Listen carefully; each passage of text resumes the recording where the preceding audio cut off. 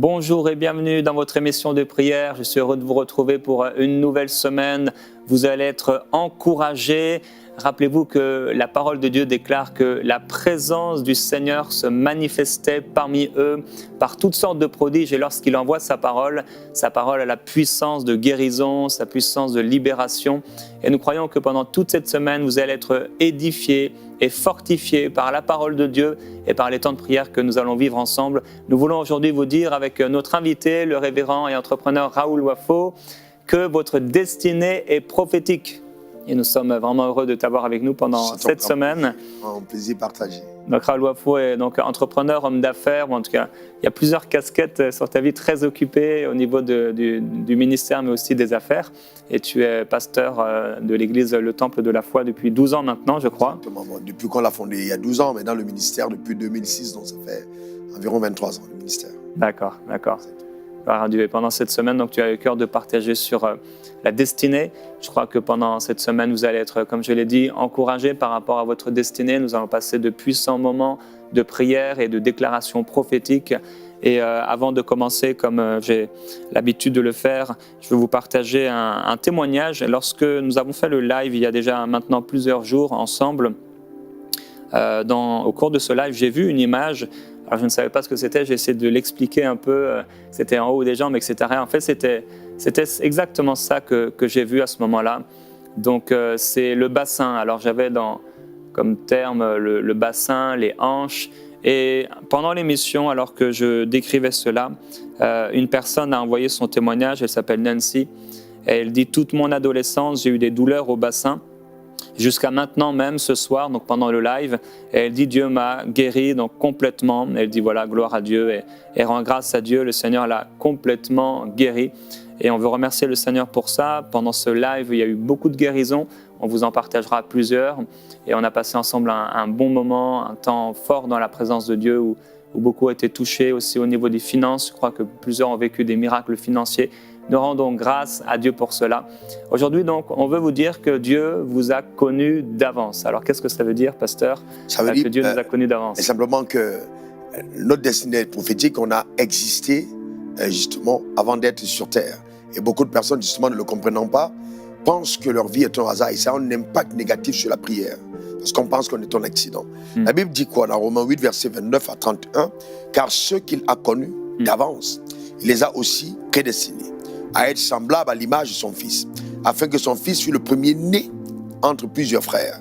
Et ceux qu'il a prédestinés, il les a aussi appelés, et ceux qu'il a appelés, il les a aussi justifiés. Et ceux qu'il a justifiés, il les a aussi glorifiés.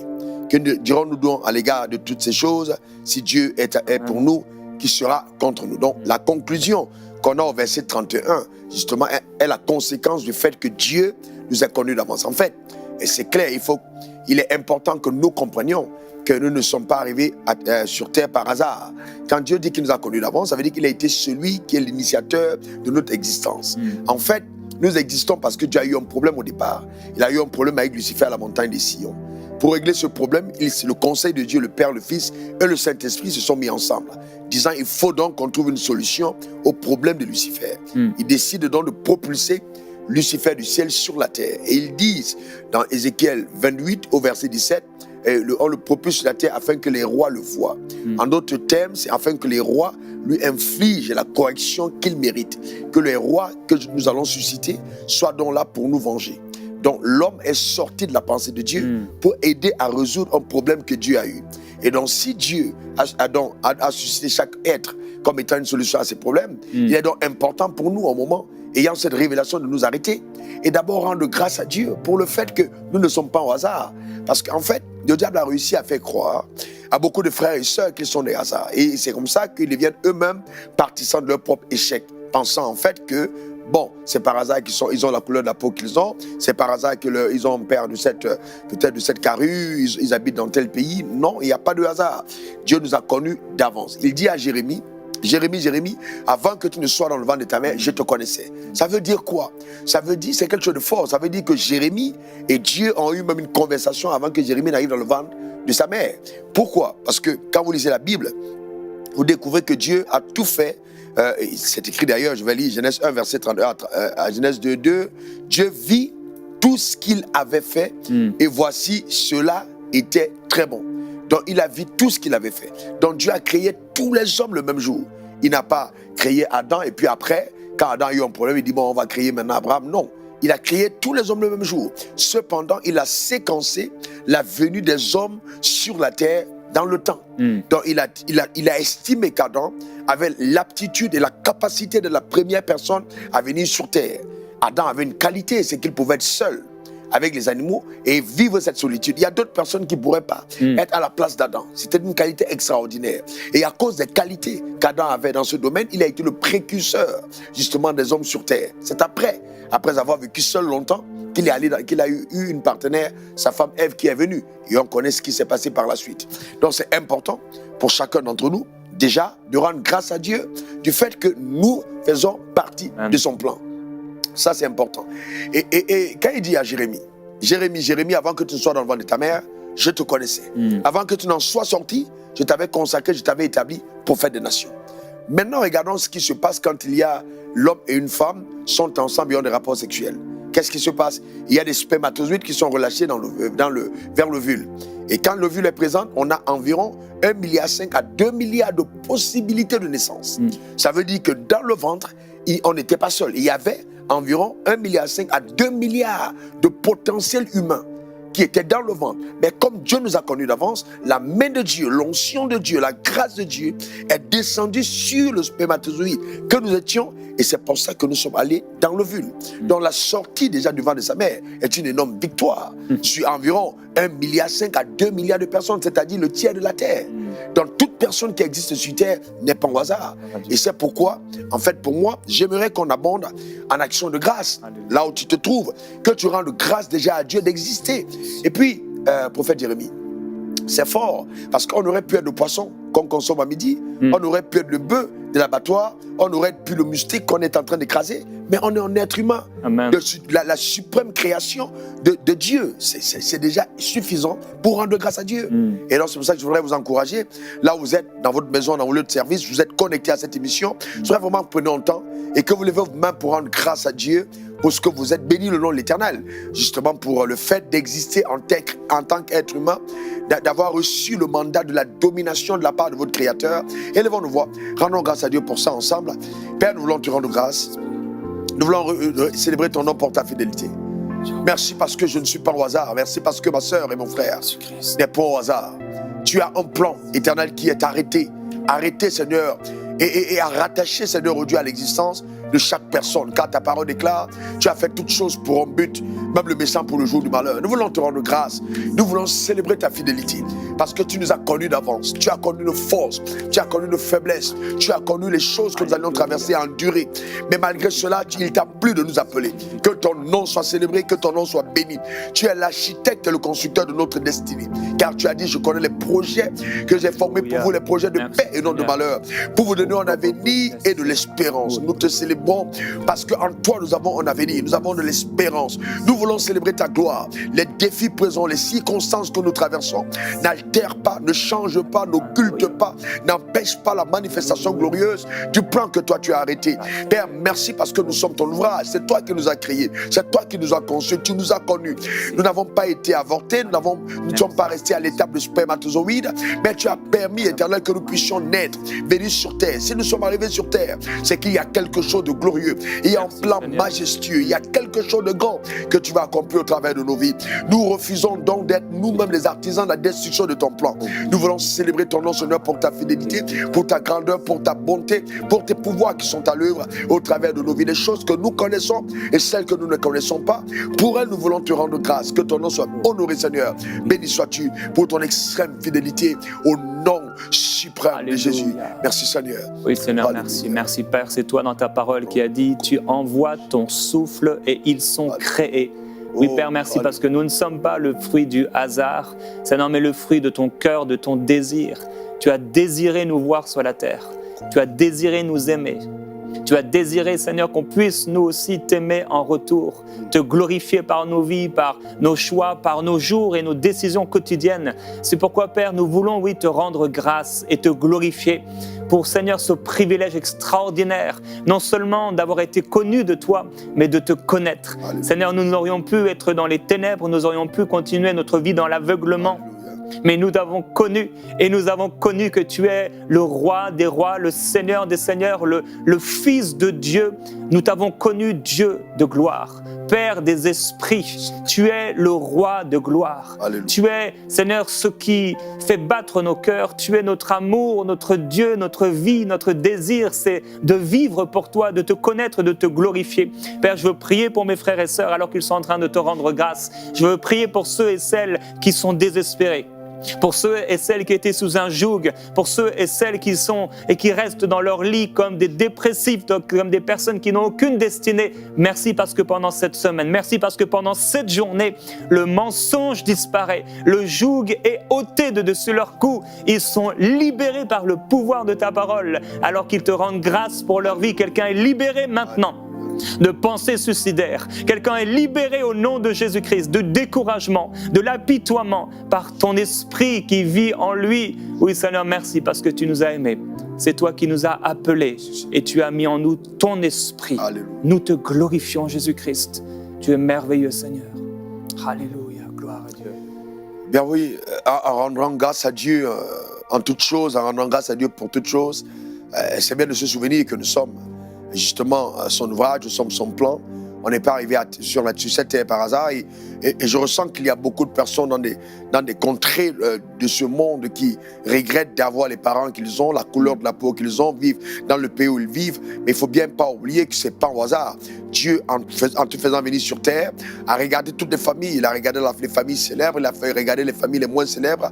Et il s'est dit que pour le potentiel que tu incarnais, ton père et ta mère étaient les meilleures personnes pour pouvoir justement être ton père, être ta mère. Ce n'est pas au hasard. La peau que tu as est rattachée à ton mandat. Dieu le savait, c'est lui qui a choisi justement la nationalité qu'il t'a donnée. Donc il ne faut justement pas se plaindre en pensant que c'est parce que tu vas migrer, aller ailleurs, aller en Occident ou quitter l'Occident pour aller en Afrique que tu vas réussir. Il est important de savoir que Dieu n'a rien fait par hasard et rendre grâce à Dieu pour justement la nationalité, pour les parents que tu as, peut-être qu'ils sont très pauvres, ils n'ont peut-être pas eu de moyens pour t'envoyer à l'école, mais souviens-toi que quand Jésus est venu sur terre, les parents n'avaient pas d'argent pour l'envoyer à l'hôtel. Il est né dans une étape, mais ça n'a rien changé à sa destinée. Les mages ont vu briller son étoile, ils sont venus jusqu'à l'étable, ils ont ouvert leur trésor et ils ont adoré le petit enfant. Dieu sait faire des choses extraordinaires. Il t'a certainement mis dans ces conditions pour te dissimuler. Il t'a mis dans ces conditions justement pour te camoufler. Parce que si tu te montrais déjà toute la gloire qui était rattachée à ton existence, peut-être qu'on t'aurait tué tout petit. Dieu prend l'indigent de la boue pour le faire asseoir avec les grands à leur table.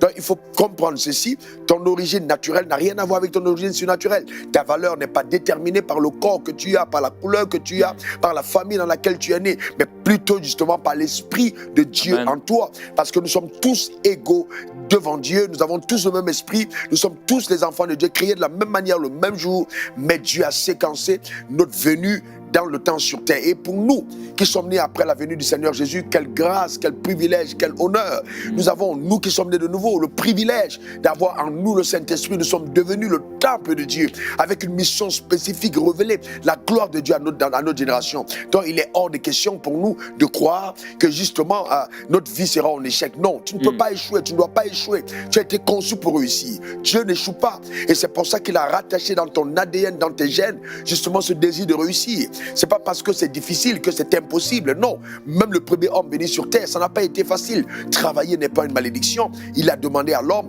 le plaçant sur le jardin, cultive-le et garde-le. C'était pas facile. Il n'avait pas de machette, il n'avait pas de houe, mais il devait être à même de cultiver le jardin. Il a fait appel à l'ingéniosité divine pour être à même de prendre soin de ce jardin. Donc il ne faut pas penser que travailler ardemment, c'est peut-être le fait d'être maudit. Non, et c'est une bénédiction d'être dans le labeur. C'est une bénédiction que de travailler dans le couloir de ton appel. Et on aura le temps cette semaine de t'aider à découvrir ce couloir pour vraiment être à même d'être davantage utile à Dieu. Tu n'es pas au hasard. Tu es vraiment pas au hasard. Et si tu le désires véritablement, parce qu'il t'a connu d'avance, il te révélera, je te garantis, les desseins rattachés à ton existence et tout le monde verra justement la gloire qui est enfouie sur ton être. Il y a un mandat, il y a une mission, ayant un plan, ayant un but, et tu ne peux pas te permettre de quitter sur terre sans accomplir ce mandat. Il t'a connu d'avance. Si tu n'étais pas digne de vivre, tu ne serais pas venu sur terre. Il y a des milliards de personnes qui ne sont pas nées, qui ont été avortées. Peut-être même ta mère a essayé de t'avorter, elle n'a pas pu. On a peut-être violé ta mère avant que tu ne naisses, et tu penses peut-être que c'est une fatalité. Non, toute chose concourt au bien de ceux qui aiment Dieu et qui sont appelés selon ses desseins. Comme tu es dans le plan de Dieu, je te garantis, tout ce que tu as traversé, tout ce que tu as enduré, tu as peut-être été abusé, tu as été violé, tu as été rejeté, tu n'as pas connu tes parents, tu as été adopté.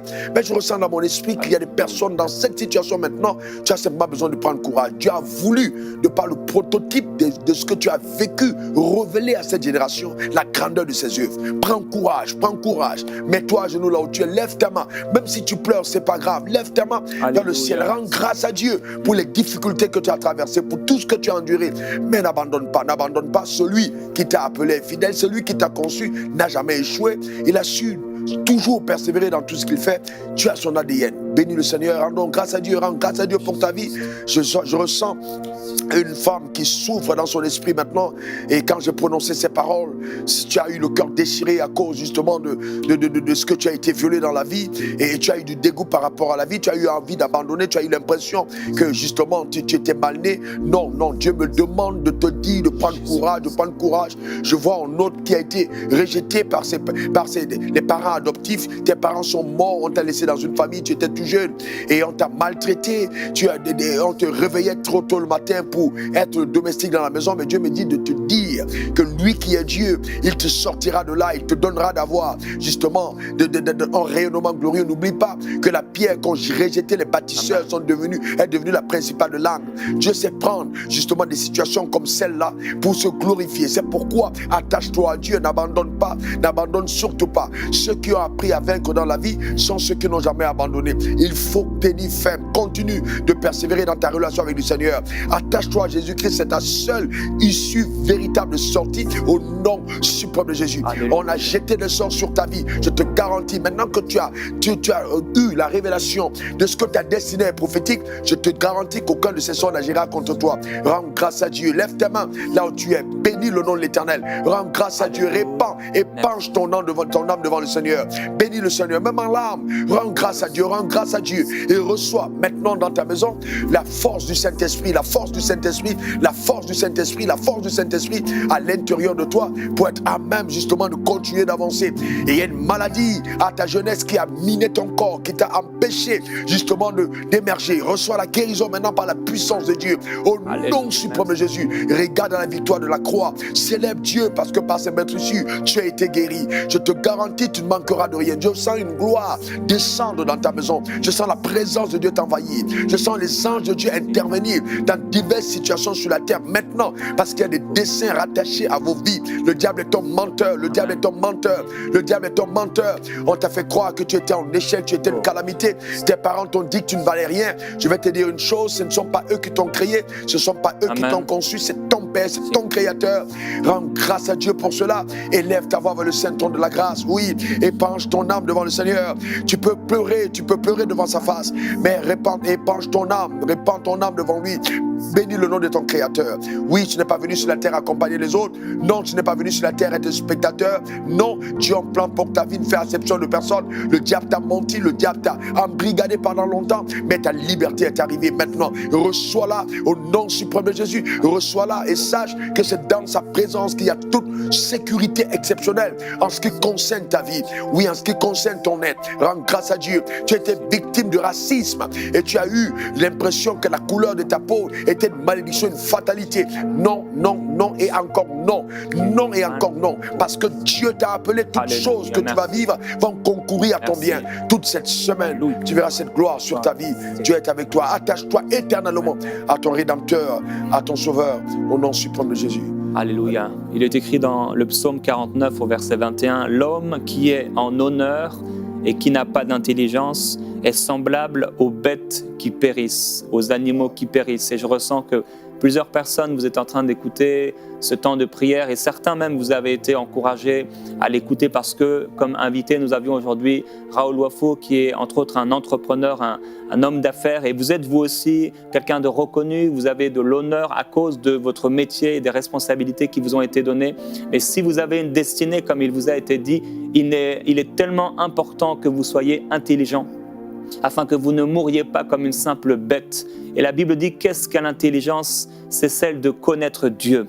L'intelligence, c'est de connaître Dieu, comme la sagesse de connaître Dieu. Et vous avez besoin de connaître Dieu et de ne plus vous cacher derrière ce métier, derrière cet honneur que les hommes vous font parce que vous gagnez de l'argent. Vous avez besoin de vous soumettre à Dieu là où vous vous trouvez. Je ressens que plusieurs personnes, vous êtes dans cette situation et vous êtes, entre guillemets, des gens d'église, mais sans appartenir à Christ.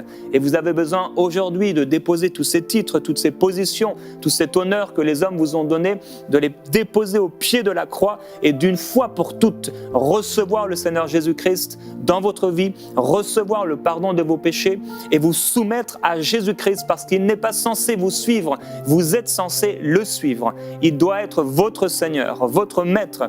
Et aujourd'hui, si vous entendez sa voix, n'endurcissez pas votre cœur, mais une fois pour toutes, arrêtez de faire semblant, arrêtez d'être hypocrite, arrêtez de vous cacher derrière vos titres ou derrière votre argent, mais aujourd'hui, vous pouvez vous soumettre à lui et lui demander sincèrement pardon pour tous vos péchés, faire le choix de vous soumettre à lui, d'obéir à sa voix jusqu'à la fin de votre vie. Je vous encourage, faites alliance avec Dieu aujourd'hui. Gloire à Dieu. Amen. Eh bien, c'est effectivement ça.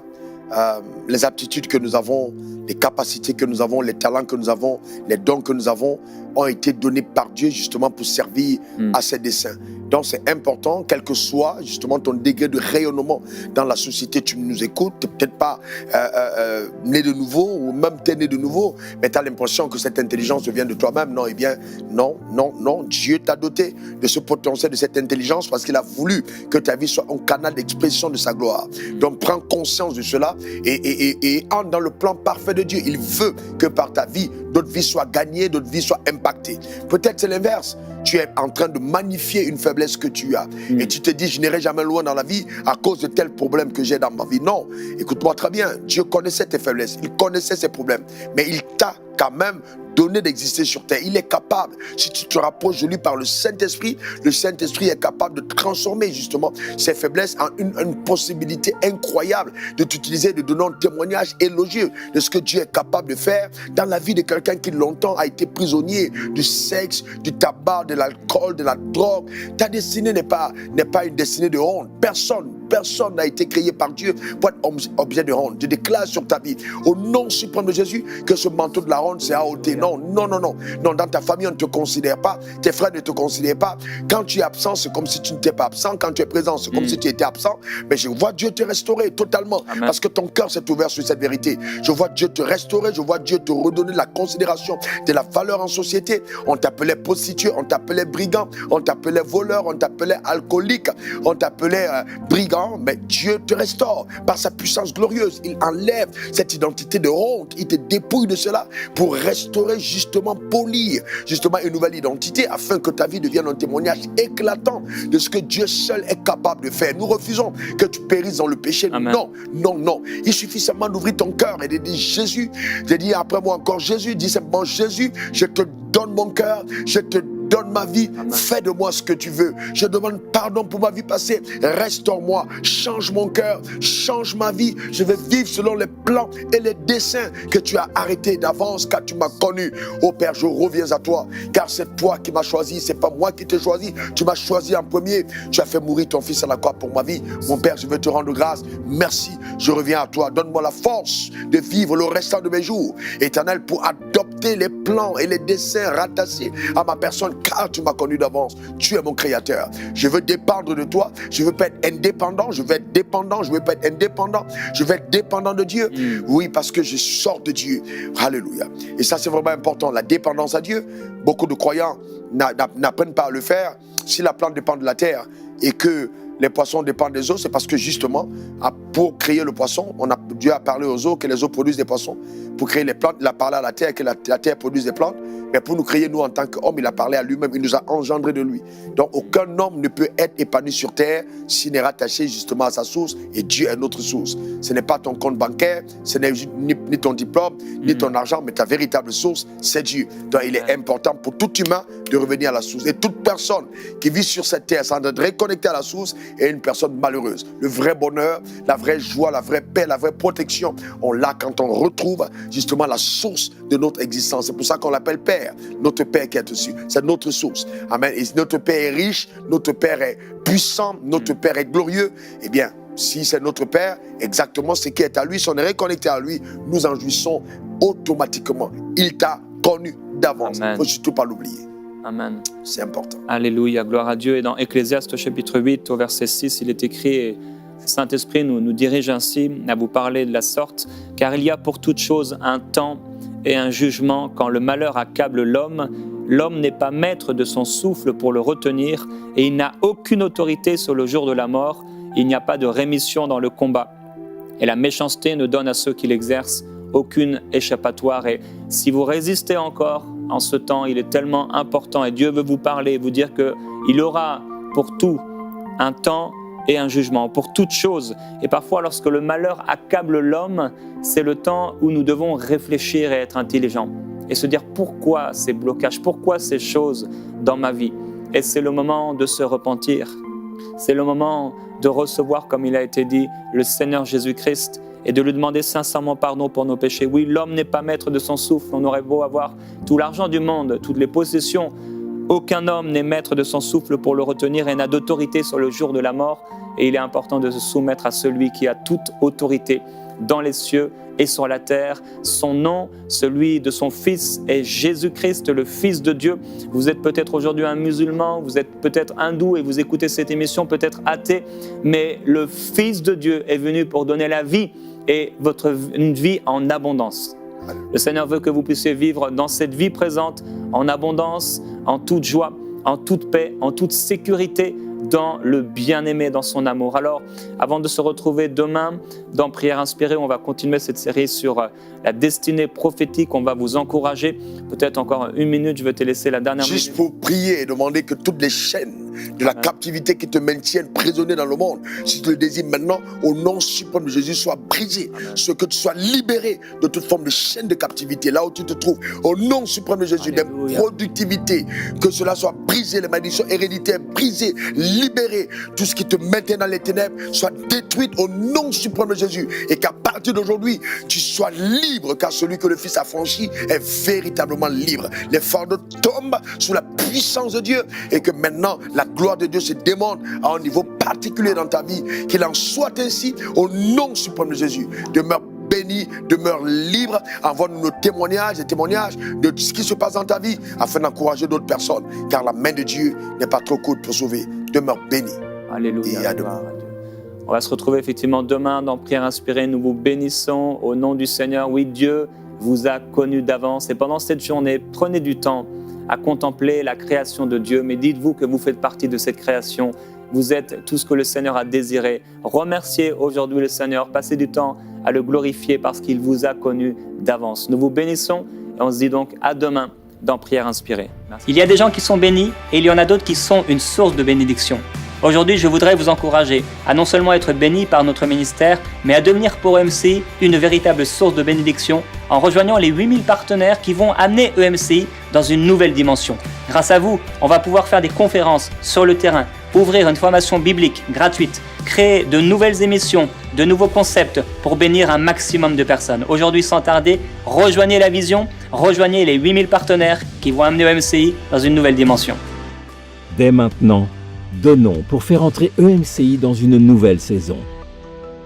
Pour faire votre don, rendez-vous sur emcitv.com/8000.